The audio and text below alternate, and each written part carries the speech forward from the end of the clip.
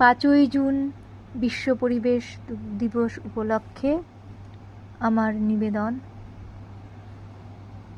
অর্জুন কৃষ্ণচূড়া কথা মন্দাক্রান্তা সেন। অর্জুন একা ছিল ওই মাঠে, আর্যপুরুষ আভিজাত্যের দম্ভ, নতজানু হলো সব গাছ তার কাছে। এইটুকু শুধু আরম্ভ কাহিনীর। কোথা থেকে এলো কৃষ্ণচূড়ার বীজ? যুবতী হলো সে কয়েক বছর পরে, সাঁওতালি মেয়ে, খোঁপায় তীব্র লাল। অর্জুন তাকে চাইল আপন করে।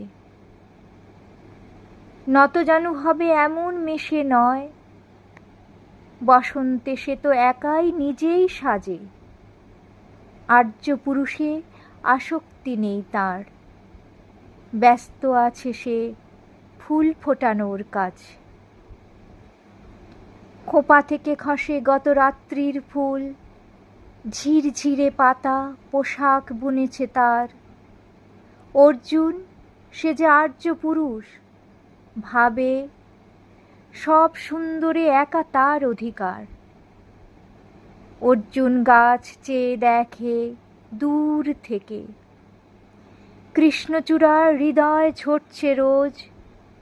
রূপ দেখে তার ধাঁধায় দুখানি চোখ, ভাবে কবে পাবে ওই হৃদয়ের খোঁজ। কাহিনী এবার শেষ করি তাড়াতাড়ি, কৃষ্ণচূড়ার জেদখানি বড় বেশি। অভিমান সেও বিকাবে না কারো কাছে, বরঞ্চ হবে বন্ধু বা প্রতিবেশী। যদিও কাহিনী এমন সহজ নয়, অর্জুনও শুধু বাকল ছড়েছে। ঝড়ে সাঁওতালি মেয়ে রক্ত ঝরাতে জানে, আর্য পুরুষ হার মানে অন্তরে।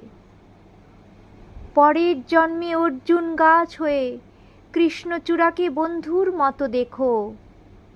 আমাকে চিনতে ভুল করো না হে রেজু, রক্ত ঝরালে বাকল খসিয়ে ডেকো। নমস্কার।